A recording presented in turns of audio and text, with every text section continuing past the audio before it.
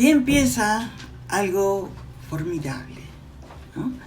Y ya estamos viendo la presencia de 4 niveles estructurales de las proteínas. Aquí es donde ya se empiezan a integrar los conocimientos anteriores. Desde su definición de las proteínas, que son polímeros de aminoácidos, y que cada proteína está formada por una secuencia de enlaces peptídicos entre cada uno de sus aminoácidos.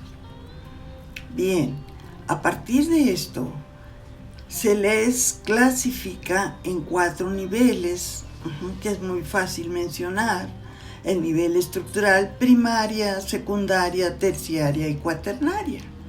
Ahora lo que hay que hacer es analizar en qué consiste y por qué es que así se les considera. En este cuadro hay una representación general de cuáles son los factores que intervienen en cada nivel estructural, pero tenemos posteriormente la posibilidad de analizar los modelos que representan cada uno de estos niveles estructurales.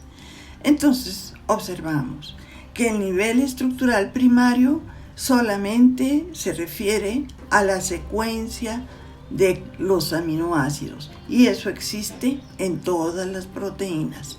Entonces, la secuencia de cada perlita, o sea, de cada aminoácido, unidos entre sí por el enlace covalente peptídico. La secundaria.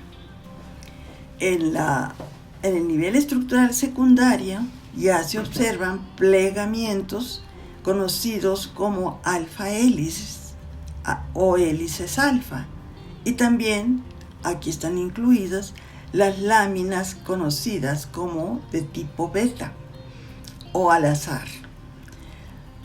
En este tipo de proteínas de tipo secundario, aquí son fundamentales las fuerzas que la estabilizan. Como cualquier proteína, está formada por enlaces peptídicos referidos anteriormente. Pero estos plegamientos de tipo alfa y beta son estabilizados por algo que ustedes ya conocen, que son los puentes de hidrógeno.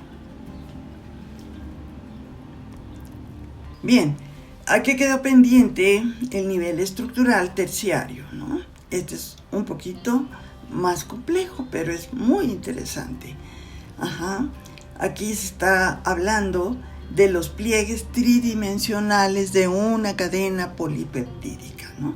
Ahí intervienen varias fuerzas que están señaladas a la derecha: puentes disulfuro, puentes de hidrógeno que ustedes ya los conocen, enlaces iónicos que ya los conocen, fuerzas de Van der Waals que son hidrofóbicas, interacciones hidrofóbicas. Ahorita vamos a ver los modelos que los explican de una manera más clara. El nivel estructural cuaternario consiste en la asociación de 2 o más cadenas polipeptídicas. En su momento la vamos a analizar. Y por lo tanto, aquí intervienen las mismas fuerzas del nivel estructural terciario, más el nivel estructural secundario y el primario, pero además es la unión de 2 o más cadenas polipeptídicas. Esto van a ver que es fascinante. Continuamos. Aquí ya vamos hablando de una manera más clara, ¿no? El nivel estructural primario es la secuencia de los aminoácidos unidos por enlaces peptídicos. Aquí lo está señalando. Cada bolita, señalando desde la derecha, cada bolita está representando un aminoácido. Y como ven, las rayitas que unen a cada aminoácido es el enlace peptídico que acabamos de analizar. Muy bien, en eso consiste la estructura primaria que está presente en todas las proteínas, ¿no? Ahora pasamos a revisar los modelos del nivel estructural secundario. Aquí puede ser la beta hélice, o sea que le llaman lámina beta plegada, que está del lado izquierdo. Ahí hay dos cadenas polipeptídicas, como ven, pero están formando una especie de patolitos que los especialistas o expertos le llaman estructura beta plegada, o sea, lámina beta plegada. Las dos cadenas polipeptídicas están unidas por puentes de hidrógeno. Esos puntitos, como ustedes ya los conocen, son puentes de hidrógeno. Vemos que el carbonilo, empezando en la parte superior, el carbonilo de esa cadena polipeptídica del lado izquierdo está interactuando con el grupo amino de la cadena polipeptídica del lado derecho, y así sucesivamente.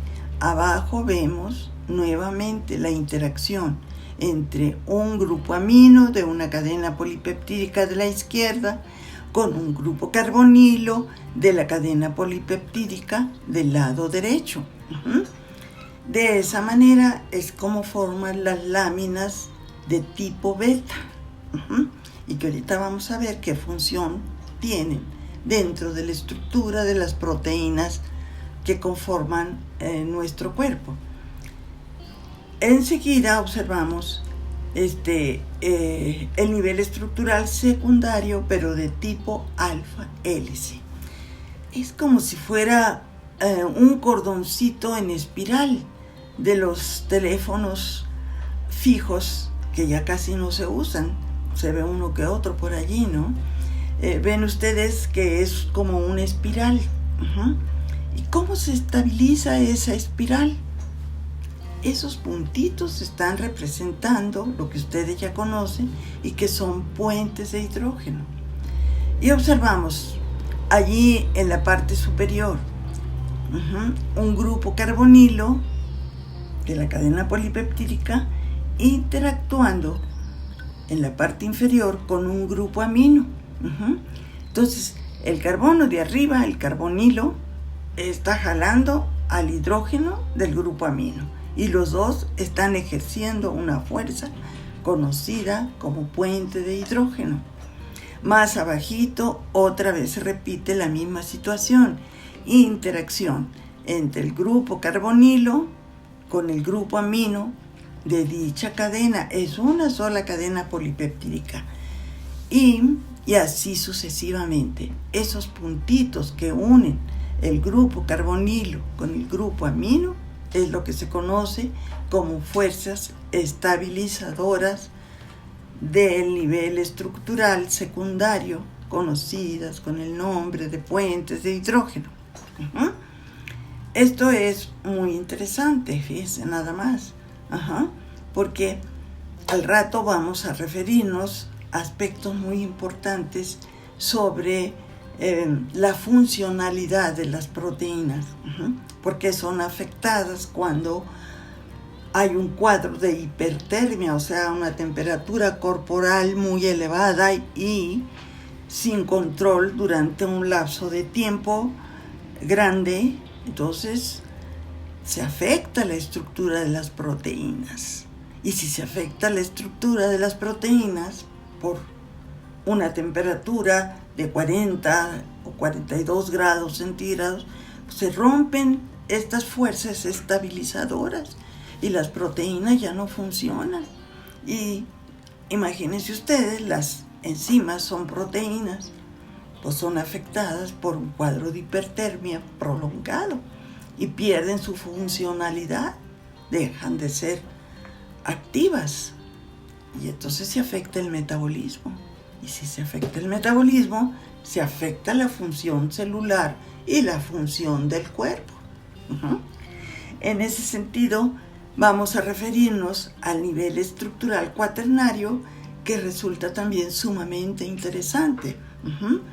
Allí se está señalando del lado izquierdo estructura terciaria, y ya vemos una especie como de madeja que presenta o que está formada por fragmentos que se caracterizan por ser de tipo secundario. Ahí está un alfa hélice. Y luego a la izquierda, en forma horizontal, una especie de horquilla que está representando un nivel estructural secundario de tipo beta, dentro del nivel estructural terciario. Pero además existen pliegues, existen cavidades, torceduras, que dan vuelta, y estas torceduras, estos pliegues, están sostenidos por otro tipo de fuerzas que pueden ser puentes de hidrógeno, que pueden ser atracciones iónicas, fuerzas hidrofóbicas, que ahorita vamos a ver posteriormente. Y ya por último, tenemos el nivel estructural cuaternario. Allí vemos que son 4 unidades. 4 unidades unidas entre sí para cumplir con una función específica. Cada unidad es una proteína, o sea, es un polímero de naturaleza proteica. Si quitamos uno, pierde la función esa proteína, que ahorita vamos a volver a representar. Aquí aparece nuevamente el gráfico que corresponde a la estructura primaria y que ya quedó ampliamente explicitado. Por lo tanto, pasamos a un ejemplo de proteínas consideradas dentro de este grupo. Esta es una macromolécula de naturaleza proteica, que, como ven ustedes, consiste en 2 cadenas polipeptídicas unidas por puentes disulfuro. Esta es la representación del modelo molecular de una hormona que ustedes escuchan en la cotidianidad y que se conoce como insulina. En la parte superior vemos que hay una cadena secuencial de aminoácidos, y allí es que observan las siglas o abreviaturas de los mismos. Los especialistas le llaman subunidad A, y ven que arriba hay un puente disulfuro. En la parte inferior está seleccionada de color cafecito otra cadena polipeptídica. Ambas, como ven ustedes, están formadas por la secuencia de aminoácidos unidos entre sí por los enlaces peptídicos ya anteriormente analizados. Entonces, este es un ejemplo de proteína que tiene un nivel estructural primario, la insulina, que es una hormona que interviene en el metabolismo de los carbohidratos principalmente, tiene otras funciones. Nuevamente estamos ante estos modelos que representan el nivel estructural de tipo secundaria.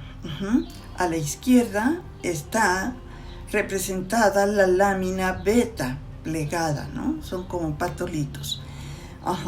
Y vemos que son 2 cadenas polipeptídicas unidas entre sí por puentes de hidrógeno, como ya lo habíamos referido anteriormente. Y la de la derecha es una proteína de tipo alfa hélice. Como ven ustedes, estas hélices son sostenidas también por puentes de hidrógeno.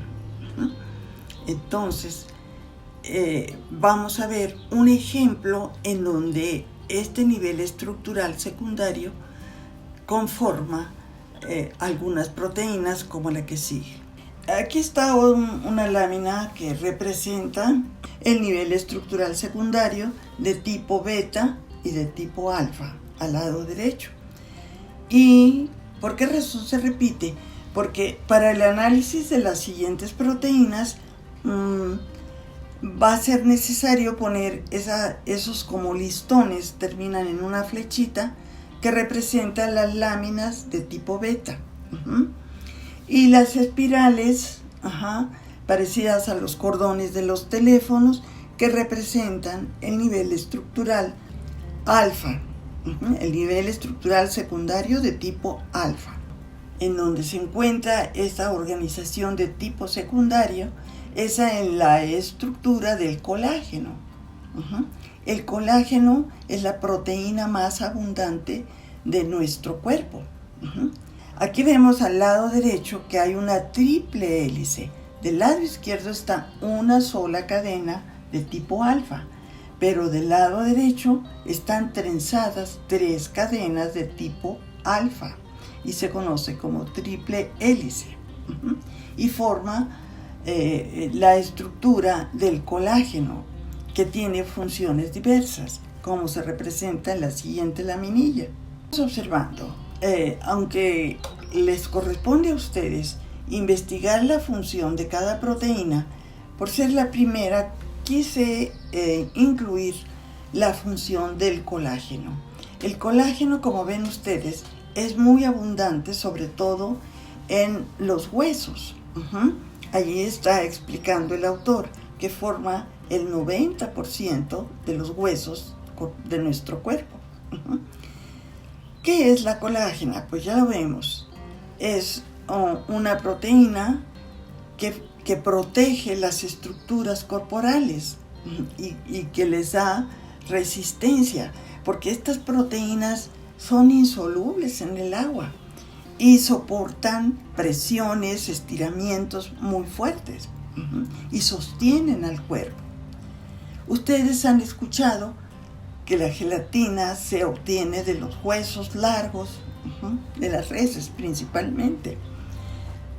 Pues esa es la colágena, la gelatina que nosotros comemos en nuestra cotidianidad alimentaria. Y es una proteína que no tiene aminoácidos esenciales, pero miren qué funciones tan importantes representa en nuestro cuerpo, porque si seguimos analizando las figuras de la parte inferior, vemos que forma parte de los tendones que recubren las articulaciones, que les dan firmeza y sostén a las articulaciones. Y también el colágeno forma parte de la piel, vemos los porcentajes respectivos. De enseguida están los cartílagos, que también le dan consistencia y resistencia a nuestras articulaciones. Lo mismo es que forman parte de las arterias, que constantemente se contraen y se distienden durante el proceso de circulación.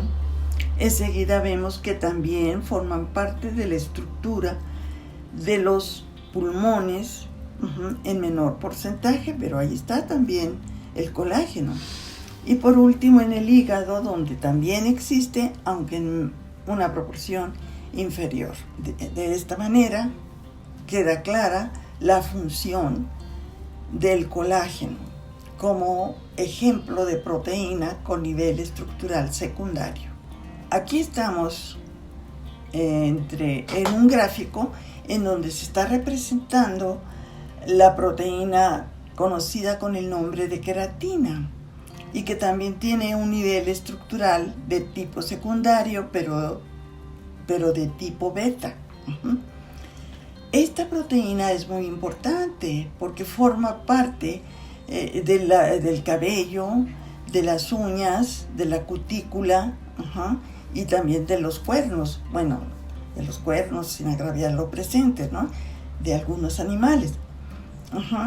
Por lo tanto, está, como ven ustedes, representándose cómo se forman las macrofibrillas del cabello, ¿no? Y bueno, estamos observando que estas cadenas polipeptídicas están unidas por puentes de hidrógeno, por puentes salinos. Y abajo se está explicando el proceso del rizado artificial, que consiste en la ruptura de algunos enlaces de puentes disulfuro presentes dentro de la estructura secundaria de la queratina. Y aquí también se está representando a la organización del cabello chino natural. Y vemos que el cabello lacio tiene una estructura lineal, pero en el cabello chino dice naturalmente rizado. Vemos que los puentes disulfuros pliegan la estructura de nuestros cabellos, de los filamentos de del cabello y el ondulado también. Entonces vemos cómo es posible tener imágenes abstractas de por qué un cabello es chino y por qué otro es lacio, ¿no? Eso va a depender de los enlaces disulfuros que vamos a ver posteriormente con mayor claridad. Y también podemos observar que cuando el cabello chino está mojado se alacia, porque se rompen esos dobleces sostenidos por los puentes disulfuros. Ajá. Bueno, esto a mí me parece muy interesante, porque son enlaces débiles y se rompen por la acción del agua. Y cuando el agua ya se evapora, se vuelven a formar. Aquí estamos en el nivel estructural terciario, que ya lo habíamos representado anteriormente. Aquí lo que me interesa es que retomen que dentro del nivel estructural terciario se incluye, como en todas las proteínas, el nivel primario.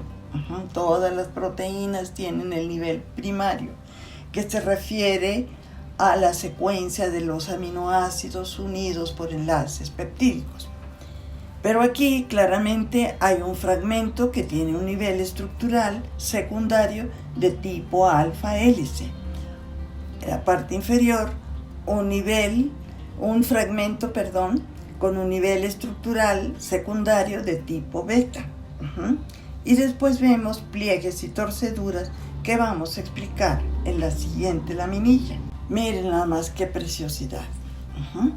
Aquí en términos generales se están representando las diversas fuerzas que sostienen esos pliegues y torceduras del nivel estructural terciario. Y observamos en la parte superior de la izquierda la interacción que allí le llaman puente salino, pero son dos cargas eléctricas, una negativa, porque hay un carbonilo en la parte superior, y una positiva, porque hay un grupo amino en la parte inferior. Entonces son cargas iónicas, que aquí le llaman también salinas. Pero ven ustedes, en donde están asociadas las 5 fuerzas que estabilizan el nivel estructural terciario. Dice iónicas o puentes salinos. Avanzamos en la parte superior del lado derecho.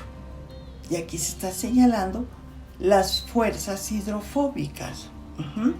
¿Por qué? Porque ahí tenemos una cadena lateral que está colgando, colgando de la cadena polipeptídica y que corresponde a la valina. Entonces, 2 valinas, una frente a otra, son hidrofóbicas. Se atraen entre sí porque las dos rechazan el agua. Es como si colocáramos un cristal húmedo encima de otro cristal húmedo. Se pegan los cristales, ¿no? Y cuesta trabajo separarlos, porque los 2 cristales son hidrofóbicos, rechazan el agua, la sacan y les queda casi nada de agua, pero unen a los 2 cristales. Así están 2 cadenas laterales hidrofóbicas, se atraen entre sí y sostienen ese pliegue, ese doblez de una macromolécula bellísima, conocida como proteína. En la parte inferior, lo mismo, el mismo fenómeno, pero en este caso son 2 grupos fenoles, que también son hidrofóbicos. Por ningún lado interactúan con el agua y por lo tanto ayudan a sostener el pliegue de esa proteína que está en la parte inferior. Aquí nuevamente se está señalando el puente disulfuro que yo quisiera describir, pero lo vamos a hacer posteriormente, ¿no? El puente disulfuro deriva de la cisteína, que es un aminoácido que ya estuvimos manejando, pero que lo voy a explicitar de una manera más amplia. Bien, jóvenes, nos hemos referido varias veces al puente disulfuro.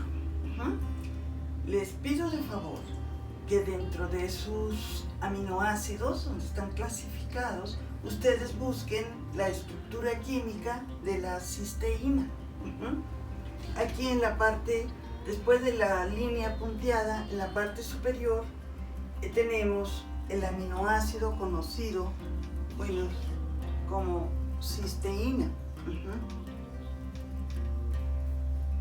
Y en la parte inferior hay está el mismo aminoácido, ¿sí? Nada más que está es decir, con el grupo sulfidrilo hacia arriba, que aquí está hacia abajo. Esto que está de color negro es lo que los autores representan como cadena lateral o grupo R. Y ven que hay un grupo metilo y luego un azufre con un hidrógeno, se llama grupo sulfidrilo. Y en la parte inferior tenemos el mismo aminoácido, la cisteína, que en el carbono alfa, como ven ustedes, está colgando en la cadena lateral formada por el grupo metilo y el grupo sulfidrilo.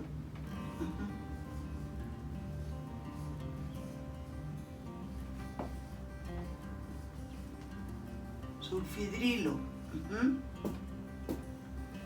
Entonces ya queda claro que aquí está el aminoácido sulfidrilo y abajo está otro aminoácido sulfidrilo. Ven que ambos tienen en común todos sus grupos iguales. En el organismo, en las células, existen enzimas específicas para sustraer estos dos hidrógenos. Son enzimas oxidorreductoras. Voy a quitar todas las demás líneas para que ustedes entiendan mejor cómo se forma el enlace sulfidrilo, o sea, el puente sulfidrilo, perdón. Entonces borramos todas las rayitas innecesarias para dicho fin. Ya una vez descrita la estructura química de ambos, bueno, del mismo aminoácido, nada más que uno está boca abajo y el otro boca arriba. Borramos el nombre inclusive. Y vamos a trabajar con los hidrógenos, que son los que sustraen una óxido-reductasa. Llega una óxido-reductasa y lo que hace es quitar estos dos hidrógenos. Entonces esa enzima, que generalmente tiene como cofactor el dinucleótido de adenina, esto dicho sea de paso, se lleva los dos hidrógenos, ¿de acuerdo? La enzima óxido-reductasa. ¿Y qué es lo que pasa? Se van los hidrógenos y se forma el puente disulfuro.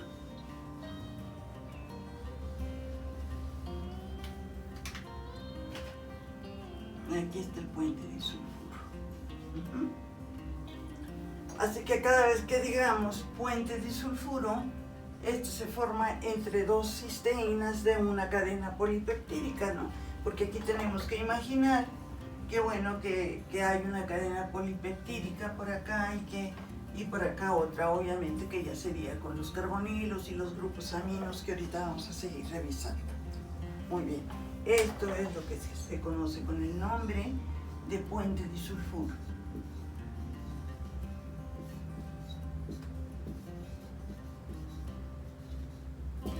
Que varias veces hemos repetido. Bien, jóvenes, pues continuamos entonces.